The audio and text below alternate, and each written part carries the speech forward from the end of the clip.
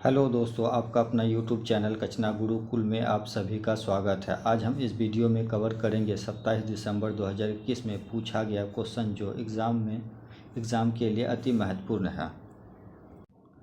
चलिए दोस्तों, क्वेश्चन का पहला पार्ट देखते हैं, चाइल्ड डेवलपमेंट एंड पेडागोजी। चलिए पहला क्वेश्चन देखते हैं, बच्चों के संदर्भ में विकास के अंतर्गत डॉट डॉट आते हैं। तो बच्चों के संदर्भ में जो विकास अंतर्गत आते हैं यह है गुणात्मक एवं मात्रात्मक परिवर्तन दोनों आते हैं। तो ऑप्शन सी राइट आंसर। चलिए अगला क्वेश्चन देखते हैं, निम्नलिखित में से कौन सा एक विकल्प सूक्ष्म गतात्मक कौशल का उदाहरण है। तो यह जो है लिखना इसका उदाहरण है। तो ऑप्शन ए राइट आंसर।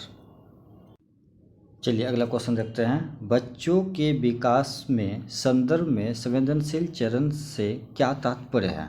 तो यह जो है किसी व्यक्ति में विशिष्ट क्षमताओं के उत्थान का इष्टतम चरण। तो ऑप्शन ए राइट आंसर।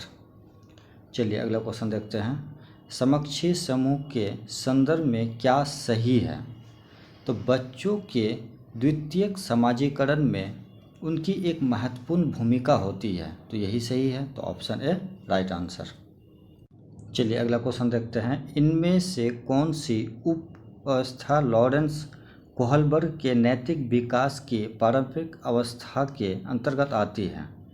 तो यह जो है सामाजिक सरोकर और आत्मबोध इसी के अंतर्गत आते हैं। तो ऑप्शन डी राइट आंसर। चलिए अगला क्वेश्चन देखते हैं, समायोजन घटित होता है जब बच्चे अपने वर्तमान स्कीमों में परिवर्तन करके नए अनुभवों के अभिप्राय को समझते हैं। तो ऑप्शन बी राइट आंसर। चलिए अगला क्वेश्चन देखते हैं, एक 5 वर्षीय बच्चे को 16 फूलों के चित्र दिखाए जाते हैं जिनमें से 4 लाल और 12 नीले रंग के होते हैं। जब बच्चे से पूछा जाता है कि क्या नीले फूल अधिक हैं या लाल फूल अधिक हैं, तो बच्चा उत्तर देता है कि नीले फूल अधिक हैं। जिन पियाजे के अनुसार इसका अभिप्राय है कि बच्चे अभी डॉट डॉट दक्षता हासिल नहीं कर पाया है। तो यह जो है शकमर्क अनुमान से। तो ऑप्शन सी राइट आंसर। चलिए अगला क्वेश्चन देखते हैं, एक अध्यापिका शिक्षण अधिगम प्रक्रिया में विद्यार्थियों को सहपाठियों से अंतःक्रिया कराकर एवं सहारा देकर अध्यापन करती है।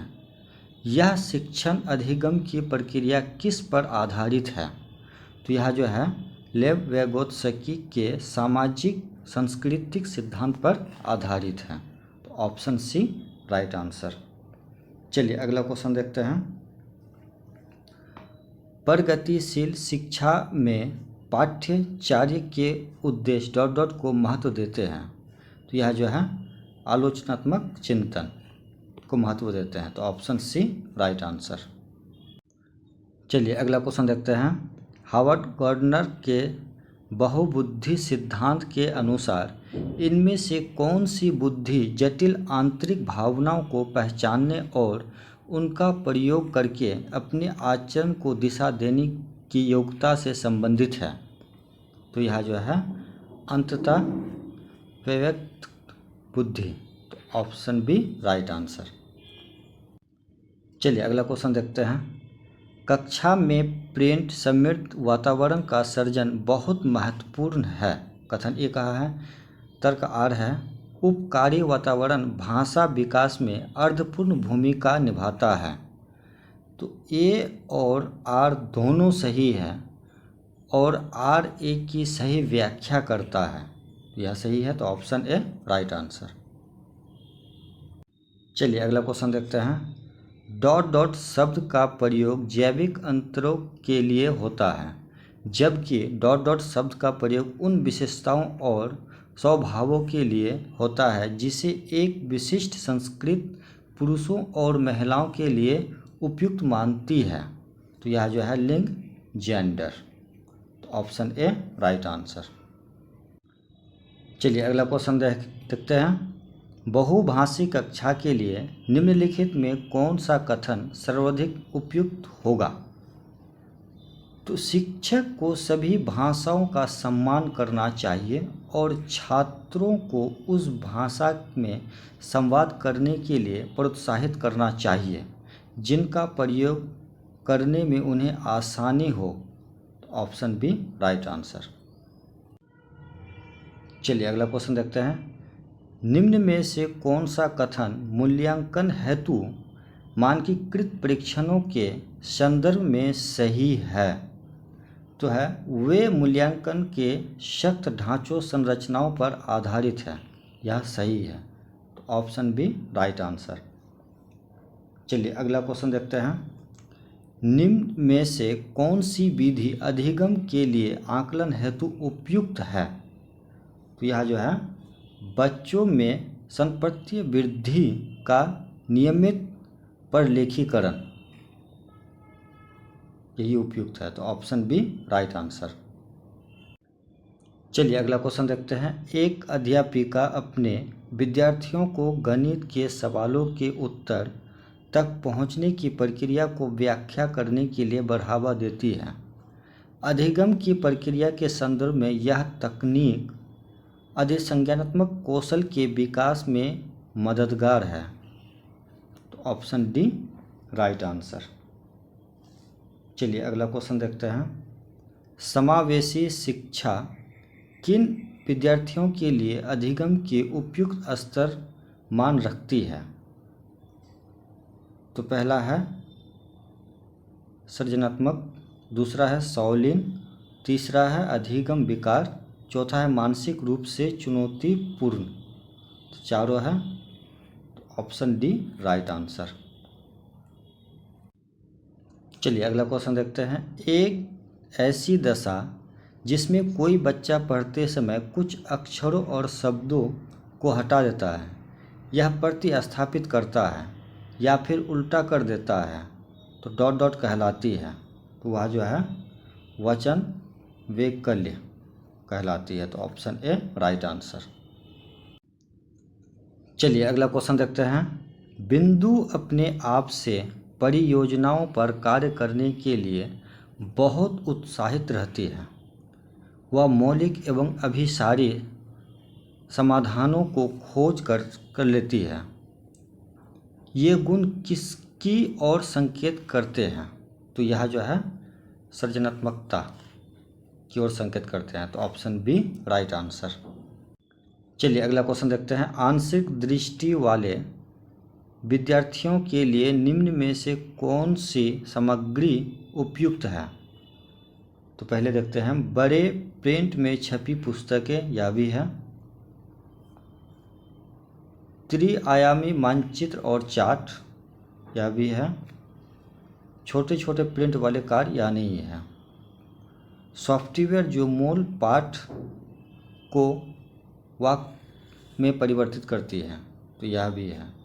तो 1 2 4, 1 2 4 यानी ऑप्शन बी राइट आंसर।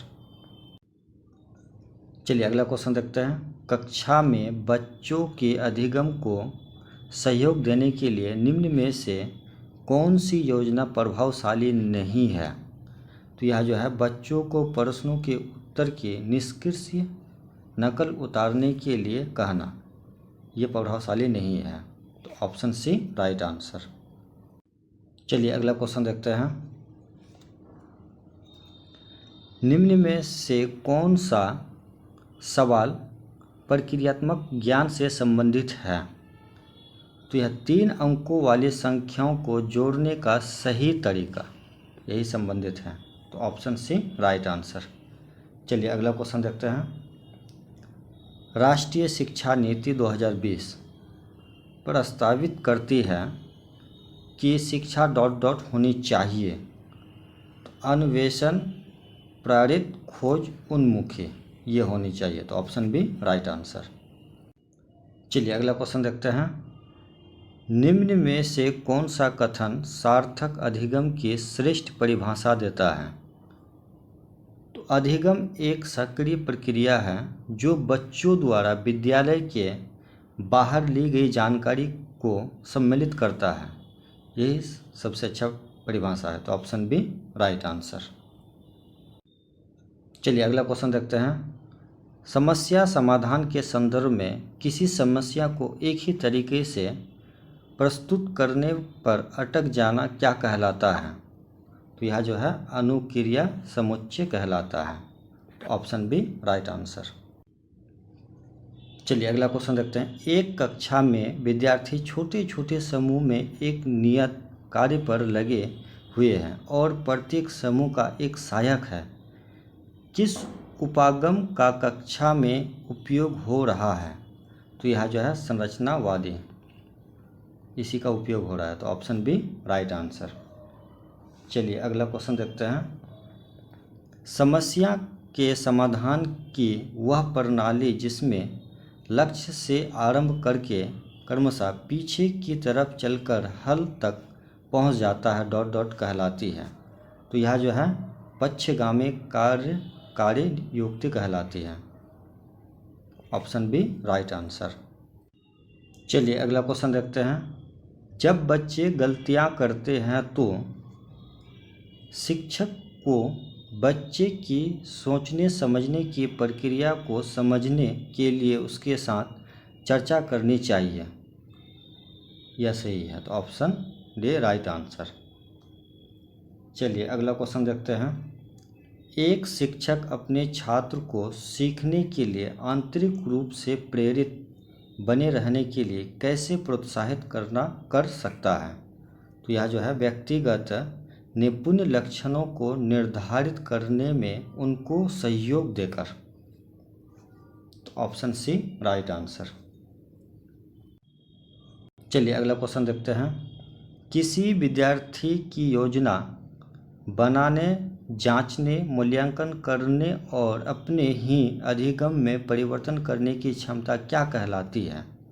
तो यह जो है अधिसंज्ञान कहलाती है। Option D right answer. अब देखते हैं मैथमेटिक्स को। चलिए दोस्तों अब मैथ देखते हैं।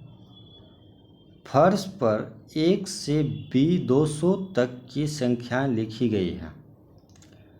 3 दोस्त चैंग, स्नेहा और सलीम संख्याओं पर कूदना शुरू करते हैं। चैंग 83 पर है और प्रत्येक 7वीं संख्या पर कूदता है। स्नेहा 94 पर है और प्रत्येक 5वीं संख्या पर कूदती है। सलीम 106 पर है और प्रत्येक चौथी संख्या पर कूदता है। तो वे सभी जिस संख्या पर कूदेगी वह होगी। तो पहले देखते हैं। चैंग जो है कितना 83, उसके बाद और 7 बढ़ा तो 7 बोल रहा है कि 7वीं संख्या। तो यह जो है 7, 83, 7, 90। उसके बाद 97, 104, 111 डॉट 174 चैंग कूदेगी। उसके बाद स्नेहा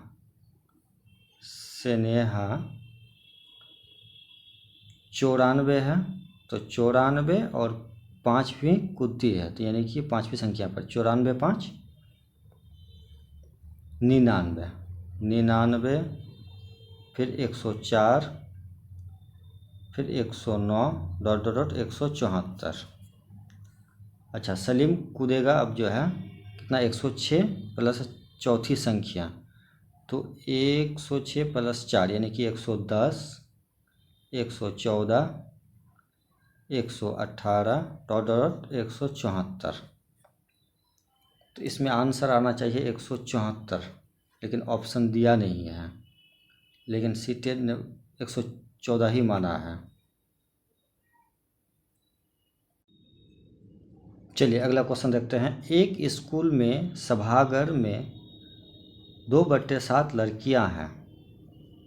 यदि लड़कों की संख्या लड़कियों की संख्या से 111 अधिक है तो विद्यालय के सभागार में कुल कितने लड़के हैं? तो पहले हम देखते हैं कि माना कि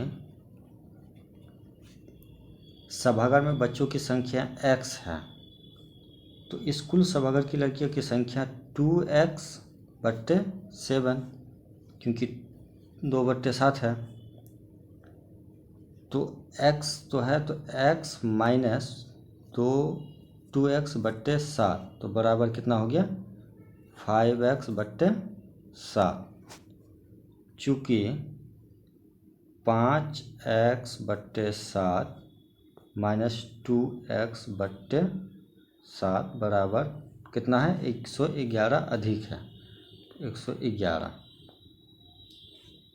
तो इसको माइनस करेंगे तो 3x/7 बराबर 111।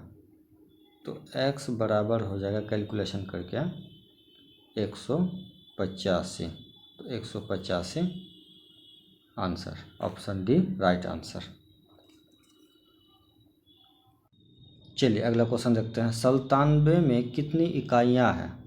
तो 97 में 97 ही इकाइयाँ हैं, तो ऑप्शन सी राइट आंसर। चलिए अगला क्वेश्चन देखते हैं। एक विभाजन के प्रश्न में भाजक भागफल का 6 गुना है और शेषफल का 2 गुना है। यदि शेषफल 6 है तो संख्या क्या है? तो एक फार्मूला है दोस्त, भाज्य बराबर भागफल गुना भाजक गुना भागफल प्लस शेषफल। कहता है कि भाज्य हमको निकालना है, तो भाज्य बराबर यानी कि भागफल का 6 गुना, तो भाजक कितना हो गया 12, 6 गुना बोला है। अच्छा, भागफल मेरा 2 है गुना 2, यानी कि 2 गुना का 6 हो गया 12 हो गया, और शेषफल मेरा 6 है। तो भाज्य बराबर 30 आंसर, तो option A right answer.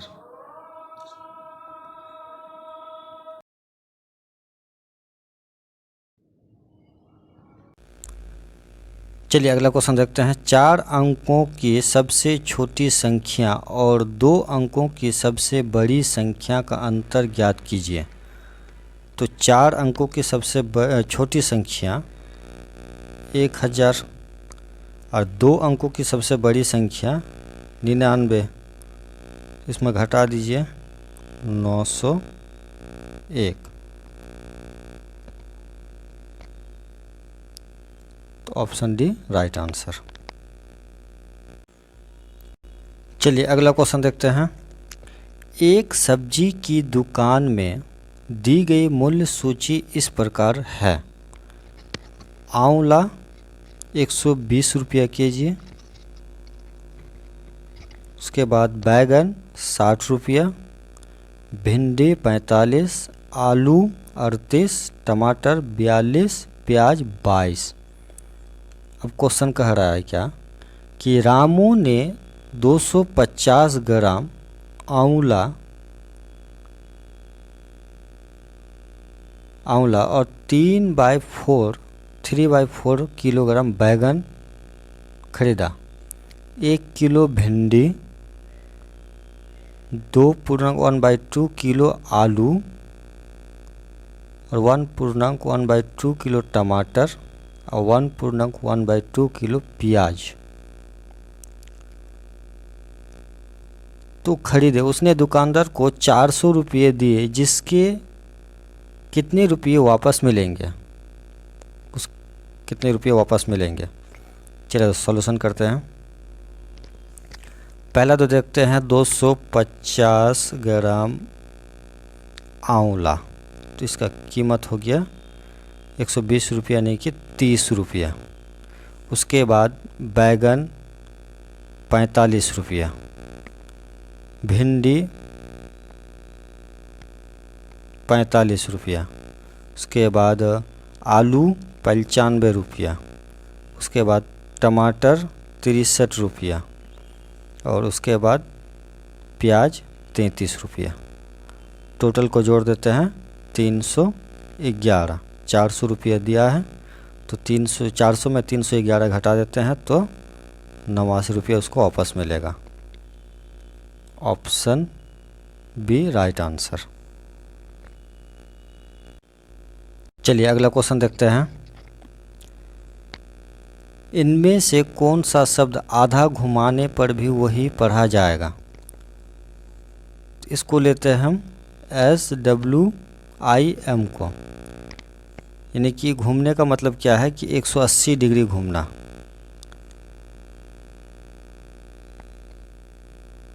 Option B right answer. चलिए अगला क्वेश्चन देखते हैं। शिक्षक बच्चों को बताता है कि विश्व की सबसे ऊंची इमारत की ऊंचाई 828 मीटर है। जगत उत्तर देता है, यदि हम एक के ऊपर एक अपनी कक्षा को लगाएं तो पूरी 120 कक्षाएं उस इमारत को ढक देगा। जगत की कक्षा की ऊंचाई कितनी है? तो पहले देख लेते हैं कि टोटल ऊंचाई कितनी है। 828 मीटर इमारत की ऊंचाई है, और इस प्रकार 20 अगर हम कक्षाएँ 120 कक्षाएँ लगाते हैं तो 828 बट्टे 120 मीटर कट जाएगा, यानी कि 6.9 मीटर पर कक्षा की ऊंचाई है। तो ऑप्शन बी राइट आंसर। चलिए अगला क्वेश्चन देखते हैं। रीता ने 3 मीटर 40 सेंटीमीटर की सबसे लंबी कूद लगाई। तनु दूसरे स्थान पर है, उसकी कूद रीता से 20 सेंटीमीटर कम है। रिहाना तीसरे स्थान पर है और उसकी कूद तनु की कूद से केवल 5 सेंटीमीटर कम है। रिहाना कितने सेंटीमीटर से पहले स्थान से चूक गई? तो पहले हम देखते हैं कि रीता, तो रीता की जो है यानी कि 3 मीटर, इसको हम सेंटीमीटर में चेंज करते हैं तो 3040 सेंटीमीटर रीटा के। उसके बाद तनु की जो है 20 सेंटीमीटर कम है, यानी कि 3040 में 20 कम कर देंगे तो कितना हो गया 3020 सेंटीमीटर किसका? तनु का है, तनु का। अब उसके बाद कहता है क्या, रिहाना तीसरे स्थान पर है तो उसमें 5 सेंटीमीटर किससे? तनु से कम है, तो इसका 3020 होगा तो रिहाना का कितना हो जाएगा? रिहाना का 3015 हो जाएगा। अब सवाल है कि रिहाना कितने सेंटीमीटर से पहले स्थान से चूक गई? तो पहला में कौन है? रीता है, तो रीता 3040 सेंटीमीटर है, तो रिहाना कितना है? 3015 है, तो कितना से चूक गई? यानी कि 25 सेंटीमीटर से चूक गई। देखिए ऑप्शन सी राइट आंसर। चलिए अगला क्वेश्चन देखते हैं। 8 सेंटीमीटर लंबाई और 6 सेंटीमीटर चौड़ाई एक आयत बने हैं। एक आयत है, ठीक है, 8 सेंटीमीटर लंबाई और 6 सेंटीमीटर चौड़ाई बनाने के लिए 2 सेंटीमीटर भुजा वाले कितने वर्गों की आवश्यकता होगी? एक भुजा बनाते हैं 2 सेंटीमीटर का, 2 2 2 2, ठीक। तो अब कहता है क्या कि इसका फॉर्मूला है आयत का परिमाप, आयत का क्षेत्रफल, आयत का क्षेत्रफल बराबर x गुना वर्ग का क्षेत्रफल। तो आयत का क्षेत्रफल लंबाई गुना चौड़ाई, ठीक है, बराबर x गुना भुजा स्क्वायर। तो लंबाई कितनी है? 8 है गुना 6 बराबर x गुना भुजा स्क्वायर, यानी कि भुजा कितना है? 2 है, तो 2 गुना 2, तो x बराबर 12 वर्गों की आवश्यकता होगी। तो ऑप्शन डी राइट आंसर। चलिए अगला क्वेश्चन देखते हैं। 1 मीटर का 3/4 बराबर है, तो 1 मीटर का 3/4 जो है यह 75 सेंटीमीटर के बराबर है। तो ऑप्शन बी राइट आंसर। चलिए अगला क्वेश्चन देखते हैं। रिंकू रोज स्कूल पहुंचने के लिए साइकिल का प्रयोग करता है। यदि वह 6 किलोमीटर घंटा की चाल से स्कूल पहुंचने में 13 मिनट लगता है तो उसके घर और स्कूल के बीच का अंतर कितना होगा। तो पहले हम देखते हैं साइकिल की चाल कितना है, 6 किलोमीटर पर घंटा है। ठीक है, तो इसको हम चेंज करते हैं 6 गुना 5/18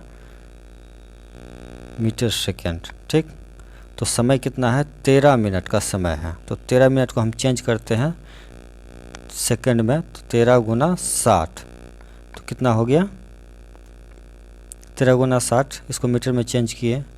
अब इसकी जो घर की दूरी है, रिंकू का स्कूल घर की दूरी है, तो चाल गुना समय। तो दूरी बराबर, दूरी कितना था मेरा, 6 गुना 5/18 गुना 13 गुना 60। ठीक है, तो बराबर 1300 मीटर आंसर। तो ऑप्शन डी राइट आंसर। चलिए अगला क्वेश्चन देखते हैं। 2 -2 + 2 -2 + 2 -2 डॉट n का मान क्या होगा। तो यह जो है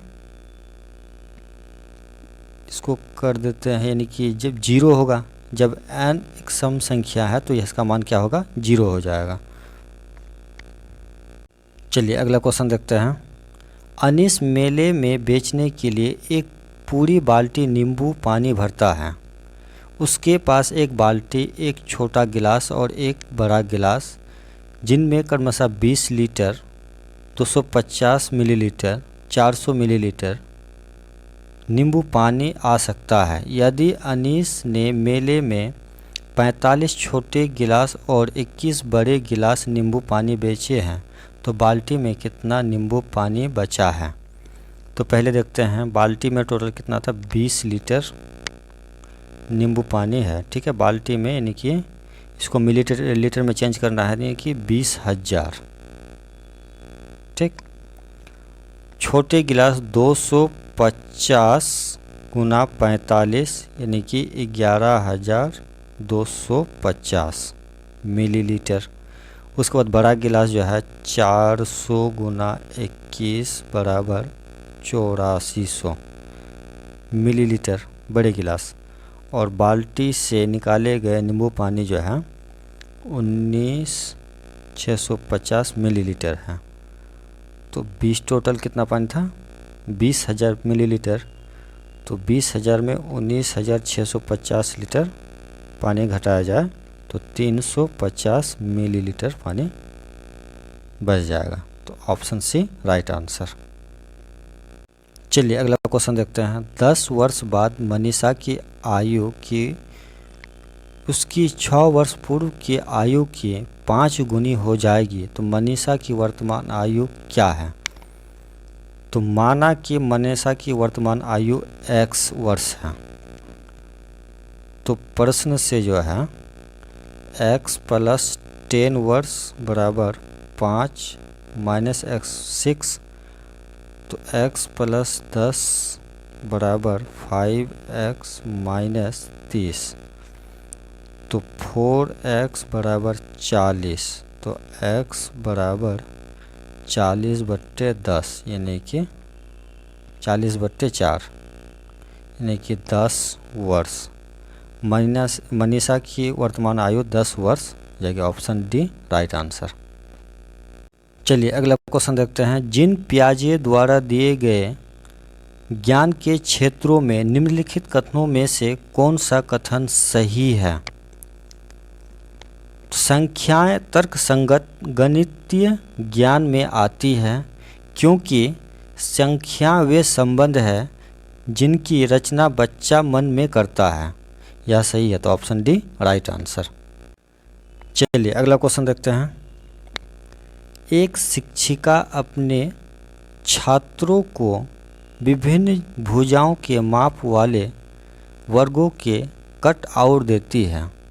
वह उनको ग्राफ पेपर पर वर्गों की रेखांकित करने और रेखांकित वर्गखानों को गिनने के लिए भी कहलाती है। छात्र साथ ही छात्रों को उनके द्वारा रेखांकित किए गए खानों की संख्याओं और भुजाओं की लंबाई के बीच के संबंध को स्थापित करने के लिए क्या कहती है? तो यह जो है आगमनात्मक विधि, ऑप्शन ए राइट आंसर। चलिए अगला क्वेश्चन देखते हैं। गणित के शिक्षण और अधिगम में प्रौद्योगिकी के प्रयोग के बारे में निम्नलिखित कथनों में से कौन सा कथन सही है? तो सही जो है, प्रौद्योगिकी गणित नहीं है, यह केवल गणित को करने की विधि है। यह सही है, तो ऑप्शन बी राइट आंसर। चलिए अगला क्वेश्चन देखते हैं। एक प्राथमिक कक्षा गणित के अध्यापक ने योग पर आधारित निम्न 2 शाब्दिक प्रश्न स्वयं पट पर लिखे। तो पहला है कि एक थैले में 11 गेंद हैं और दूसरे में 14 गेंद हैं, तो कुल मिलाकर कितनी गेंदें हैं? पहला है। दूसरा, एक खिलौना कार का मूल्य 245 रुपया है। यदि मूल्य में 50 रुपये की वृद्धि हो जाए तो खिलौना कार का नया मूल्य क्या होगा? निम्न कथनों में से कौन सा कथन उपरोक्त 2 शाब्दिक प्रश्नों में पूछे जाने के उद्देश्य को प्रदर्शित करता है? तो यह जो है, छात्र गणितीय योग की संरचना को समझने में और योग की अवधारणा का उपयोग विभिन्न परिस्थितियों में पहचानने में सक्षम होने चाहिए। Option A right answer. चलिए अगला क्वेश्चन देखते हैं। राष्ट्रीय पाठ्यक्रम रूपरेखा 2005 का विचार है कि विद्यालय में गणित उस स्थिति में होता है जहां छात्र गणित को अपने जीवन के अनुभवों के भाग जैसा देखते हैं तथा वे अर्थपूर्ण प्रश्नों को प्रस्तुत और हल करते हैं। Option C right answer. चलिए अगला क्वेश्चन देखते हैं। गणितीय खेल और पहेलियाँ सहायता करती हैं। तो पहला है, गणित और रोजमर्रा के विवेचन के बीच संबंध स्थापित करने में। यह सही है। बच्चों को गणित के प्रति सकारात्मक अभिवृत्ति के विकास में सक्षम करते हैं। यह सही है। अध्यापक का कार्य कम करने में तथा प्रश्नों को स्वयंपट पर हल करने में एकरसता को समाप्त करने में। यह गलत है। कक्षा में अनुशासन बनाए रखने में। यह गलत है। तो 1 और 2 सही है, तो ऑप्शन बी राइट आंसर। चलिए अगला क्वेश्चन देखते हैं।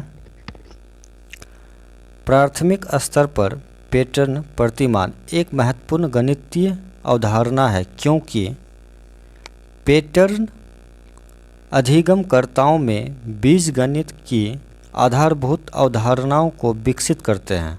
तो यही है ऑप्शन डी राइट आंसर। चलिए अगला क्वेश्चन देखते हैं। गणित के शिक्षक ने छात्रों के सामने निम्नलिखित प्रश्न रखा। सबसे बड़ी और छोटी 4 अंकों वाली संख्या बनाने के लिए कोई भी 4 अलग अलग अंकों का उपयोग करो, परंतु शर्त है कि 6 सदैव इकाई के स्थान पर होना चाहिए। उपरोक्त संदर्भ में निम्न कथनों से कौन सा सही है? तो प्रश्न का एक अन्य उत्तर है जिस पर पहुंचने के लिए तर्कसंगत चिंतन की आवश्यकता है। तो ऑप्शन सी सही है। चलिए अगला क्वेश्चन देखते हैं। छात्रों द्वारा दैनंदिन जर्नल लिखना गणित मूल्यांकन के एक उपकरण की तरह है जो कि केंद्रित है। तो यह जो है, छात्रों को प्रोत्साहित करने पर कि वे गणित के शिक्षण और अधिगम के से संबंधित समस्याओं और प्रतिबिंबित करें। तो ऑप्शन ए राइट आंसर। चलिए अगला क्वेश्चन देखते हैं। एक प्रारंभिक विद्यालय के गणित के अध्यापक ने निर्णय किया कि वह ज्यामितीय आकृतियों पर एक इकाई योजना बनाएगा। उसने निम्न प्रत्याशित अधिगम परिमाण लिखे। तो पहला है विविध आकृतियों को पहचानना, विविध आकृतियों के बीच में अंतर बताना, आकृतियों की भुजाओं, कोनों और शीर्षों को पहचानो। निम्नलिखित में से वेन हेले की ज्यामितीय चिंतन के कौन से स्तर पर वह छात्र का आकलन करेगा? तो वह जो है विश्लेषण स्तर पर। तो ऑप्शन डी राइट आंसर। चलिए अगला क्वेश्चन देखते हैं। निम्नलिखित में से कौन सा बच्चों में संख्या के बोध दस्तक का विकास करने के लिए अंतिम चरण है? तो यह जो है संख्याओं को पढ़ने और लिखने का अधिगम, यह अंतिम चरण है। तो ऑप्शन बी राइट आंसर। चलिए अगला क्वेश्चन देखते हैं। एक शिक्षक ने बच्चों को निम्न अधिविन्यास दिया है। तो तुम्हारा मित्र कक्षा में अनुपस्थित था और उसका क्षेत्रों और परिमापों का पाठ छूट गया है। उसे एक पत्र या व्याख्या करते हुए लिखो कि दोनों में क्या अंतर है। आप चित्रों का भी उपयोग कर सकते हैं। गणित में इस प्रकार का कार्य देने का प्रयोजन है। पहला है पढ़ाई गई अवधारणा के बारे में बच्चे को समझ को जानना, यह सही है। दूसरा देखते हैं।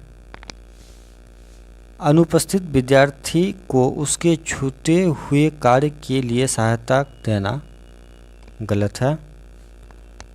छात्र को यह सिखाना कि पत्र कैसे लिखा जाता है। छात्र के गणितीय संरचना में वृद्धि करना, यह सही है। तो 1 और 4, तो ऑप्शन सी राइट आंसर। चलिए अगला क्वेश्चन देखते हैं। व्याकरण की एक समस्या 445 के सामने रखने पर एक विद्यार्थी ने कहा यदि वह 400 होता तो उत्तर 60 होगा, परंतु यह 45 है, इसीलिए यह 55, 155, 255, 355 होगा। इसीलिए 445 355 होगा। विद्यार्थी द्वारा प्रयुक्त युक्ति के लिए निम्नलिखित कथनों में से कौन सा कथन सही है? तो यह जो है यह एक औपचारिक कलन विधि है और विद्यार्थी की गणितीय सोच प्रक्रिया को प्रतिबिंबित करती है, यह सही है। तो ऑप्शन बी राइट आंसर। चलिए अगला क्वेश्चन देखते हैं। निहाल को गणित की एक परीक्षा में 78% अंक मिले हैं। यह निम्न में से किस प्रकार के परीक्षण का उदाहरण है? तो यह जो है मानक संवृत्त परीक्षण का उदाहरण है। तो option B right answer.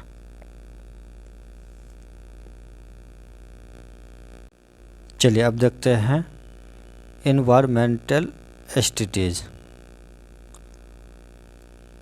Radha के शिक्षक यह अवलोकन करते हैं कि राधा को स्वयंपट पढ़ने में कठिनाई हो रही है। डॉक्टर सलाह देते हैं कि राधा को ऐसे खाद्य पदार्थ की मात्रा बढ़ाने की आवश्यकता है जिनमें निम्न पोषक तत्व प्रचुर मात्रा में हो। तो वह जो है vitamin A. Option B right answer. चलिए अगला क्वेश्चन देखते हैं। कौन सा वन्यजीव संरक्षण क्षेत्र हंगुल मृग के संरक्षण के लिए प्रसिद्ध है? तो यह जो है Dachigam. Option B right answer. चलिए अगला क्वेश्चन देखते हैं। संपूर्ण विश्व में शुरू होने वाली ओजोन परत का संरक्षण एक महत्वपूर्ण पर्यावरण संबंधित पहल है। ओजोन परत का संरक्षण किस कारण प्रारंभ हुआ है? इसका चुनाव कीजिए। तो यह जो है मॉन्ट्रियल प्रोटोकॉल के द्वारा। तो ऑप्शन बी राइट आंसर। चलिए अगला क्वेश्चन देखते हैं। वह पक्षी जो दिल्ली में सामान्य रूप से दिखाई देता है, परंतु अब इस चिड़िया के बारे में जागरूकता बढ़ाने हेतु एक विशेष दिन मनाया जाता है, क्योंकि शहरीकरण के कारण यह दुर्बल हो गई है। वह चिड़िया गौरैया है। तो ऑप्शन डी राइट आंसर। चलिए अगला क्वेश्चन देखते हैं। निम्न में से किन स्थानों पर आप नावों का उपयोग यातायात के साधन के रूप में देख सकते हैं? कश्मीर और Kerala. Option B right answer. चलिए अगला क्वेश्चन देखते हैं। निम्न में से कौन सा एक कीटभक्षी पौधा नहीं है? तो यह जो है एजीरेटम कीटभक्षी पौधा नहीं है। तो ऑप्शन सी राइट आंसर। चलिए अगला क्वेश्चन देखते हैं। रानी को एक कपड़े का टुकड़ा प्राप्त होता है जो कि पहला कहता है बहुत मजबूत और चटक रंग का है। दूसरा है अधिक छिद्र युक्त नहीं है। तीसरा है जलने पर गंध उत्पन्न करता है। चौथा है सभी जगह उपलब्ध है तथा इसके बहुत से उपयोग हैं। पांचवा है उच्च ताप में नहीं पहना जा सकता है। इस कपड़े की पहचान कीजिए। तो ये कपड़ा जो है पॉलिस्टर है। तो ऑप्शन बी राइट आंसर। चलिए अगला क्वेश्चन देखते हैं। यदि भिन्न प्रजाति के दो जीव संपर्क में एक साथ आते हैं और इस संबंध में एक जीव को फायदा होता है तथा दूसरे जीव को नुकसान होता है, ये संबंध को क्या कहते हैं?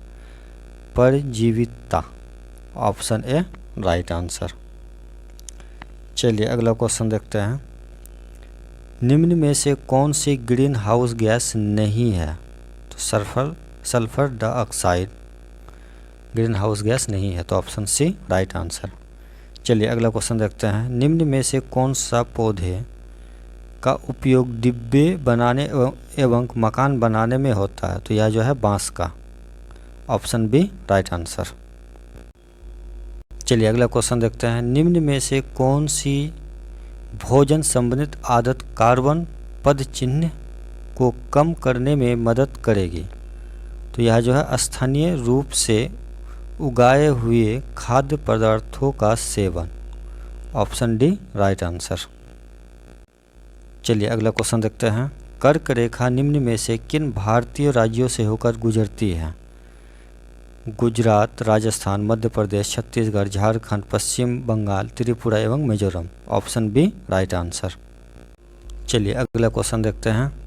एक शहरी परिवेश में कोई सब्जी बेचने वाला अपने उत्पाद को लंबे समय तक नहीं रख सकता है और इस कारण तुरंत ही उसे कम दामों पर बेचने का निर्णय कर लेता है। तो यह जो है शीघ्र खराब होने वाला सामान होने के कारण संकटग्रस्त बिक्री। Option C right answer. चलिए अगला क्वेश्चन देखते हैं। निम्न में से किन पक्षियों की चोंच में छानने की प्रणाली होती है? तो यह जो है फ्लेमिंगो हंससवार। Option A right answer. चलिए अगला क्वेश्चन देखते हैं। उस जोड़े की पहचान कीजिए जो कीड़ों के लार्वा के उदाहरण है। तो यह जो है सूरी एवं इल्ली। Option D right answer. चलिए अगला क्वेश्चन देखते हैं। ईवीएस की प्रकृति है? तो यह जो है एकीकृत है। Option A right answer. चलिए अगला क्वेश्चन देखते हैं। ईवीएस का पाठ्यक्रम थीम पर आधारित है क्योंकि थीम छात्रों में पर्यावरण के बारे में एक संयुक्त एवं अंतर संबंधित समझ को विकसित करता है। यही है। तो ऑप्शन ए राइट आंसर। चलिए अगला क्वेश्चन देखते हैं। कक्षा 3 से 5 तक ईवीएस एक विषय के रूप में विज्ञान, सामाजिक विज्ञान एवं पर्यावरण शिक्षा को निम्न में से किसके अनुशंसा पर एकीकृत करता है? तो यह जो है NCF 2005। Option B right answer. चलो चलिए अगला क्वेश्चन देखते हैं। एक ईवीएस की अध्यापिका को लिए अपनी ईवीएस कक्षा में निम्न में से कौन सी सर्वाधिक चुनौतीपूर्ण है? तो यह जो है भिन्न भिन्न प्रकार के छात्रों को संबोधित करना, यह चुनौतीपूर्ण है। तो ऑप्शन सी राइट आंसर। चलिए अगला क्वेश्चन देखते हैं। निम्नलिखित में से किस प्रकार का सीखना ईवीएस कक्षाओं के लिए उपयुक्त है? एक है स्वयं करके सीखना और एक है परिभाषाओं द्वारा सीखना, यानी कि ए और सी। ए सी, तो ऑप्शन बी राइट आंसर। चलिए अगला क्वेश्चन देखते हैं। ईवीएस के पाठ्यक्रम हम चीज़ों कैसे बनाते हैं और करते हैं डॉट डॉट हैं, तो यह जो है theme. Option A right answer. चलिए अगला क्वेश्चन देखते हैं। पशुओं के संरक्षण के विषय पर छात्रों को संवेदित करने के लिए किसी नीति की खोज कीजिए। तो एक है कहानियों एवं विवरण, दूसरा है हास्य चित्र पट्टियाँ, और तीसरा है कविताएं। तो A C D, option B right answer. चलिए अगला क्वेश्चन देखते हैं। कक्षाओं में ईवीएस के क्रियाकलापों का संचालन करने का उद्देश्य है। पहला है छात्रों को अन्वेषण एवं अवलोकन का अवसर प्रदान करना। दूसरा है छात्रों में क्रियात्मक कौशलों का विकास। और तीसरा है छात्रों में सौंदर्य बोधी संवेदन विकसित करना। ए बी सी है, तो A B C option C right answer. चलिए अगला क्वेश्चन देखते हैं। छात्रों द्वारा पूछे गए प्रश्न उनकी ईवीएस शिक्षा प्राप्ति का महत्वपूर्ण सूचक है, क्योंकि प्रश्न छात्रों के ज्ञान के आकलन में मदद करते हैं। प्रश्न छात्रों को स्वयं की अभिव्यक्ति करने का अवसर प्रदान करते हैं। प्रश्न छात्रों के सीखने के प्रति जिज्ञासा का सूचक है। तो ए बी सी है, तो A B C option C right answer. चलिए अगला क्वेश्चन देखते हैं। ईवीएस का विद्यार्थी शिक्षक द्वारा दिए गए समाधान का विश्लेषण करता है। विश्लेषण है कि एक प्रक्रिया कौशल और एक संज्ञानात्मक प्रक्रिया। तो ए और बी, तो ए राइट आंसर। चलिए अगला क्वेश्चन देखते हैं।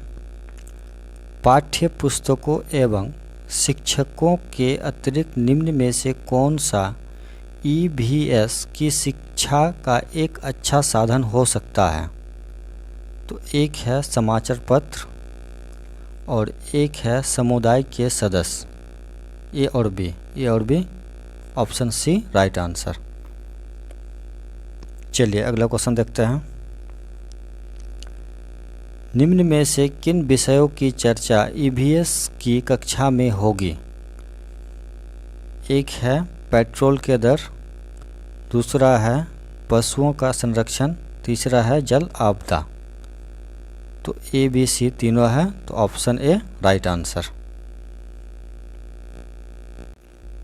चलिए अगला क्वेश्चन देखते हैं। निम्न में से कौन सा ईवीएस के मूल्यांकन में सामाजिक कौशलों का सूचक हो सकता है? तो साझा करना तथा मिलकर कार्य करना, ये सूचक हो सकता है। तो ऑप्शन सी राइट आंसर। चलिए अगला क्वेश्चन देखते हैं। रंग के आधार पर पशुओं को वर्गीकृत करना उपयुक्त वाक्यांक इंगित करता है। तो यह है सीखने के उद्देश्य। Option A right answer. चलिए अगला क्वेश्चन देखते हैं। शिक्षिका द्वारा उनके ईवीएस छात्रों का मूल्यांकन उनके अवलोकन द्वारा उनसे प्रश्न पूछकर चित्र बनाने में उनकी भागीदारी तथा विचार विमर्श में हिस्सा लेने एवं उसके उपरांत द्वारा इकाई परीक्षण यह दर्शाता है कि शिक्षिका विद्यालय निर्धारित मूल्यांकन प्रक्रिया का प्रयोग करती है। तो ऑप्शन सी राइट आंसर। चलिए अब लैंग्वेज पेपर है। निर्देश हम पढ़ चुके हैं, आप लोग पढ़ लीजिएगा ताकि बनाने में आसान हो। चलिए अगला क्वेश्चन देखते हैं। हमारी खराबी का स्रोत कहाँ है? तो हमारे अपने घर में। तो ऑप्शन डी राइट आंसर। चलिए अगला क्वेश्चन देखते हैं। हमारा कर्तव्य क्या है? तो हमारा कर्तव्य जो है दोषों को दूर करने का यत्न करें, यही कर्तव्य है। तो ऑप्शन बी राइट आंसर।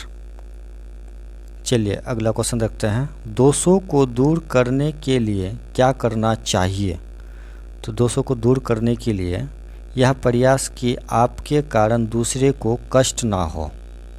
तो ऑप्शन सी राइट आंसर। चलिए अगला क्वेश्चन देखते हैं। गद्यांश के अनुसार सबसे विचित्र बात है स्वयं के दोष ना देखना, यही सबसे विचित्र बात है। तो ऑप्शन ए राइट आंसर। चलिए अगला क्वेश्चन देखते हैं। देशभक्त शब्द का समास विग्रह है। तो यह जो है देश का भक्त। Option B right answer. चलिए अगला क्वेश्चन देखते हैं। गद्यांश में स्रोत शब्द के तात्पर्य है। तो यह जो है कारण का। तो ऑप्शन ए राइट आंसर। चलिए अगला क्वेश्चन देखते हैं। सौंदर्य शब्द का अर्थ है। तो सौंदर्य शब्द का अर्थ जो है यह शांति है। तो ऑप्शन सी राइट आंसर। चलिए अगला क्वेश्चन देखते हैं। दूर व्यवस्था शब्द की संरचना है। तो यह जो है दूर प्लस व्यवस्था। तो ऑप्शन बी राइट आंसर। चलिए अगला क्वेश्चन देखते हैं। गद्यांश के अनुसार देशद्रोही कौन है?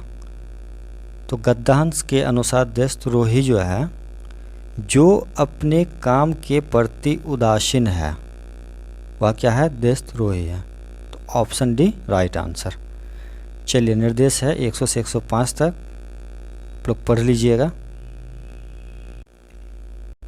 चलिए अगला क्वेश्चन देखते हैं। इस कविता में किस स्वभाव वाले व्यक्तियों की बात कवि ने की है? तो यह जो है मनमोजी स्वभाव वाले, इसकी बात की है। तो ऑप्शन सी राइट आंसर। चलिए अगला क्वेश्चन देखते हैं। हमारे लिए सुख दुख सम्मान है। तो यह भाव कविता की किस पंक्ति से व्यक्त होता है? तो कुछ हंसे और कुछ रोए। Option B right answer. चलिए अगला क्वेश्चन देखते हैं। कविता में आए जहाँ चले पद का भाव है। तो वीर गति को प्राप्त करना, इसका पद का भाव यही है। तो ऑप्शन बी राइट आंसर। चलिए अगला क्वेश्चन देखते हैं। उल्लास शब्द में कौन सा उपसर्ग है? तो उल्लास शब्द में जो है उपसर्ग है। तो ऑप्शन ए राइट आंसर। चलिए अगला क्वेश्चन देखते हैं। चलना है बस इसलिए चले पंक्ति में कवि का आशय है। तो यह जो है चलना ही हमारे चलने का लक्ष्य है। Option D right answer. चलिए अगला क्वेश्चन देखते हैं। कविता में प्रयुक्त आलम शब्द का अर्थ है। तो आलम शब्द का अर्थ जो है यह हालत है। तो ऑप्शन बी राइट आंसर। चलिए अगला क्वेश्चन देखते हैं। विद्यार्थी प्रथम भाषा सीखते हैं प्राकृतिक वातावरण में, प्रथम भाषा। तो ऑप्शन डी राइट आंसर। चलिए अगला क्वेश्चन देखते हैं। निम्नलिखित में से कौन सी भाषा अधिगम शिक्षण में प्रमाणिक सामग्री नहीं है? तो यह जो है पाठ्य पुस्तक के लेखक द्वारा विशेष रूप से लिखी गई कविता, यह नहीं है। तो ऑप्शन बी राइट आंसर। चलिए अगला क्वेश्चन देखते हैं। किसी विद्यार्थी द्वारा पढ़ी गई कहानी का अपने शब्द में पुनर्कथन ... के मूल्यांकन में सहायता होता है। तो यह जो है बोधगम्यता समझ। Option C right answer. चलिए अगला क्वेश्चन देखते हैं। एक अध्यापक किसी पाठ्य सामग्री का आधा भाग जोर से पढ़कर सुनाता है और विद्यार्थियों से समूह में उसे अपनी ओर से पूरा करने के लिए कहता है। यह किस प्रकार की गतिविधि है? तो यह जो है अनुभव आधारित क्रिया द्वारा गतिविधि है। तो ऑप्शन ए राइट आंसर। चलिए अगला क्वेश्चन देखते हैं। विदेशी भाषा के शिक्षण में अनुक्रमणता का सिद्धांत क्या सम्मिलित नहीं करता है? तो यह जो है ध्वनि संबंधित अनुक्रम। Option D right answer. चलिए अगला क्वेश्चन देखते हैं।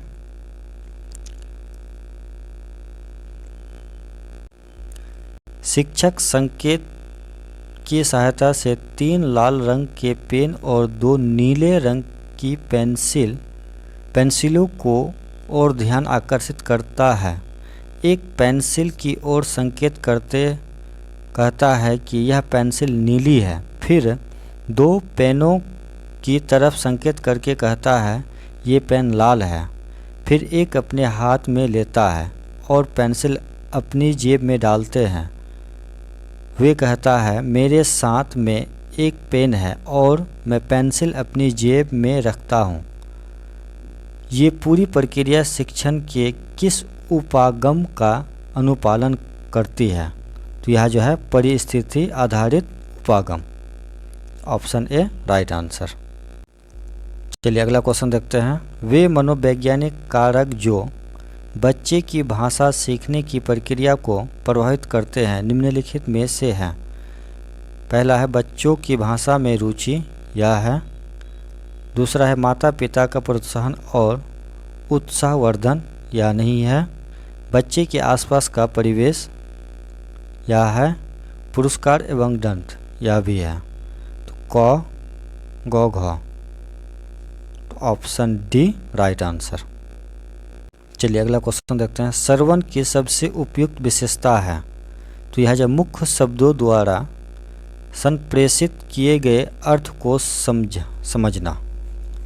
तो ऑप्शन ए राइट आंसर। चलिए अगला क्वेश्चन देखते हैं।